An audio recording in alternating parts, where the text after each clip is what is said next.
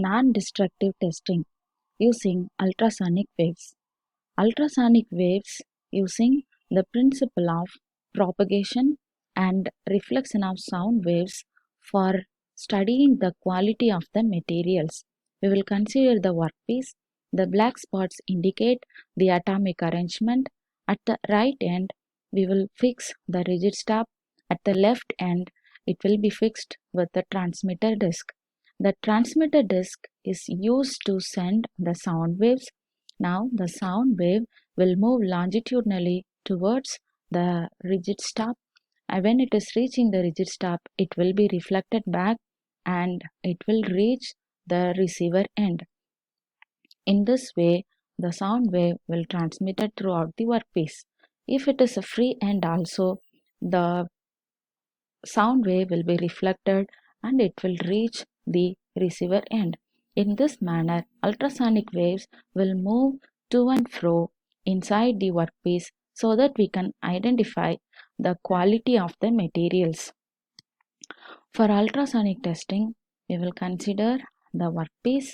So now the transmitter is sending the sound wave. It is reaching the free end and again it is reflected back and reaching at the receiver end. For ultrasonic testing, we are taking the workpiece. The left end indicate the transmitter. When there is no flaw, then the sound wave will be reflected back at the back wall. When we move transducer down, if there is a defect, then this part of the sound wave will be reflected by the cavity and it will reach the receiver very fast comparing to the other one. Still, if you are moving downward, the transmitter, then the entire part of the sound wave will reflected by the cavity and you will get the reflected wave reaching the receiver end in double. So now we will consider the pulse echo method. We'll consider the workpiece, consider the probe, and in the monitor intensity will be taken in the y-axis, time will be taken in the x-axis. When the probe is sending the sound wave, if there is no flaw, then we will get the transmission echo and back wall echo. If you are moving the probe towards the right, then if there is a flaw, then part of the sound wave will be reflected by the defect, then we will get the small defect echo apart from that transmission and defect wall. So when we are moving further, we can still get that echo due to the defect. So in the lab, we are going to test the quality of that circular green cylinder. So now this is the ultrasonic probe which having the piezoelectric oscillator which is attached with that probe. In the monitor, we are going to take intensity in the y-axis, time in the x-axis, and this monitor and probe will be digitally and electronically connected.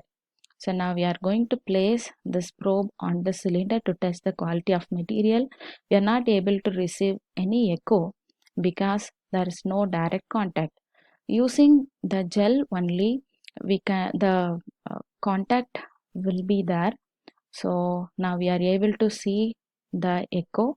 So now the gel should be evenly distributed throughout the cylinder so that we can carefully check the quality of the material. If there is no flaw, then only we will get the echo due to that black wall. So using the echo, we can identify where is the defect. So now that finger which is placed on that peak indicate it will give you the on which depth the defect is there. So in the down in the circular part, you are able to see at 200 millimeter there is a defect. So if you are receiving any other peak, if you are placing that finger here at that place, we can identify at this place we are having the defect. So now we are having a echo here. So now when we are placing the probe here, we are able to see it is at 130 millimeter the defect is at the 130 millimeter. So in this way, the depth of the defect can be clearly calculated using the monitor when it is connected with the monitor. So now we are able to see. So if there is no flaw, so we are getting only the echo by the black wall. So if there is coming through the defect, then we are getting the defect due to the echo due to the defect.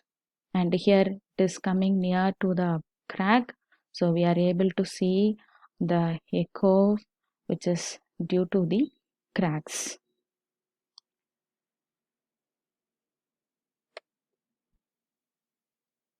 So in this manner, the ultrasonic waves are used to transmit the signal through the workpiece, and using that we can identify the quality of material without disturbing them.